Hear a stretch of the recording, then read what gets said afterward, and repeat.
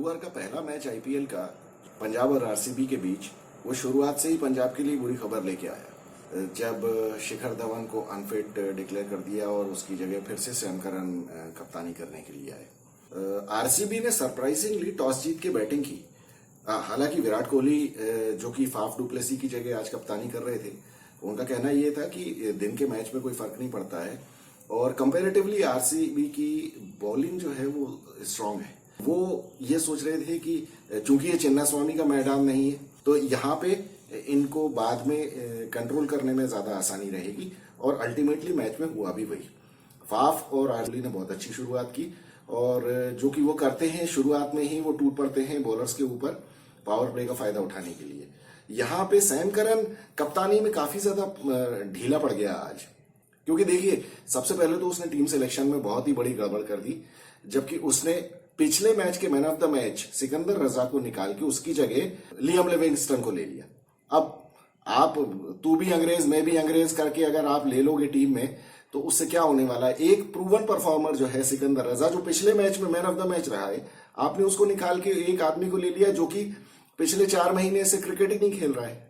अब वो सिर्फ नेट प्रैक्टिस कर रहा है और उसके बेसिस पे, रेपुटेशन के बेसिस पे आपने उसे ले लिया और अल्टीमेटली ना तो उसने बॉलिंग में कुछ किया ना बैटिंग में कुछ उससे हो पाया।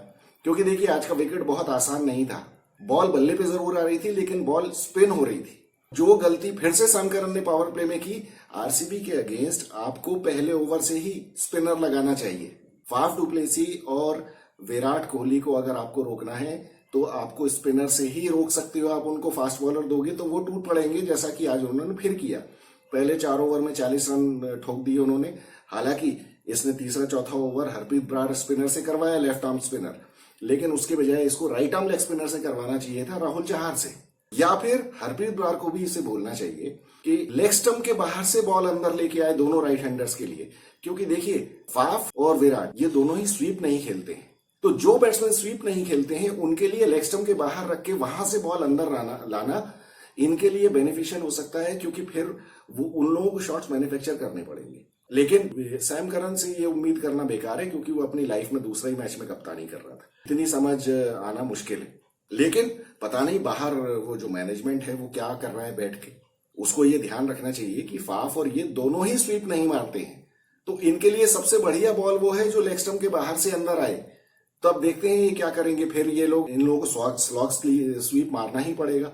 दूसरी बात ये भी है कि आरसीबी की टीम में सिर्फ एस्टेब्लिश्ड बैट्समैन 3 हैं, मैक्सवेल और ये दोनों ओपनर फाफ और विराट। इन लोगों को अगर जरा सा भी डिफिकल्ट बॉलिंग अगर होगा तो इन लोगों को पहले विकेट बचाना ज्यादा जरूरी होगा इनके लिए, क्योंकि अगर इन दोनों में से ये दोनों मान लीजिए गलती से आउट हो गए तो फिर तो पूरी टीम ही इनकी धराशायी हो जाएगी। खैर किसी तरह अब पिछले मैचों की तरह देखिए आप, यही हो रहा है। विराट और फाफ ये दोनों शुरुआत करते हैं बहुत ताबड़तोड़ और फिर उसके बाद स्लो हो जाते हैं। वही स्लो हो गए क्योंकि बाद में विकेट जब फील्ड जब खुल जाती है तो इनको मारने में तकलीफ होती है और फिर स्पिनर्स भी आ जाते हैं तो इनसे रन नहीं बनते हैं।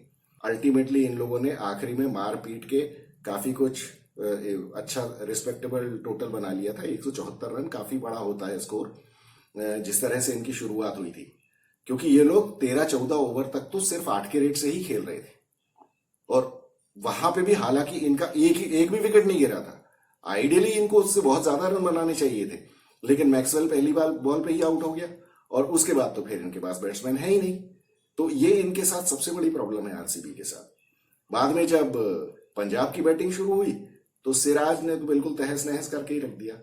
जो पहले 2 ओवर में ही उसने 2 विकेट ले लिए, क्योंकि पहली बात तो देखिए शिखर धवन भी नहीं था और बाकी उनके पास कोई ढंग का ओपनर है ही नहीं। आज खैर सिमरन सिंह ने अच्छी बैटिंग की, लेकिन वो नया लड़का जो आया था अथर्व ताइडे, वो तो दूसरी बॉल पे ही आउट हो गया।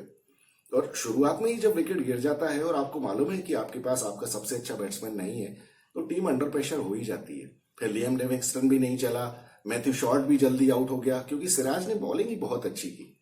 और जब शुरू में ही आप 2 विकेट ले लेते हैं पावर प्ले के अंदर तो सामने वाली टीम फिर टूट ही जाती है। आखिरी में जैसे तैसे करके इन लोगों ने बहुत कोशिश की, पिछले बल्लेबाजों ने भी बहुत कोशिश की, रहा सहा इनके रन आउट भी हो गए। तो कुल मिला के पंजाब का आज बहुत दिन खराब रहा। अपने होम ग्राउंड में ये चेस करते हुए भी हार गए मैच।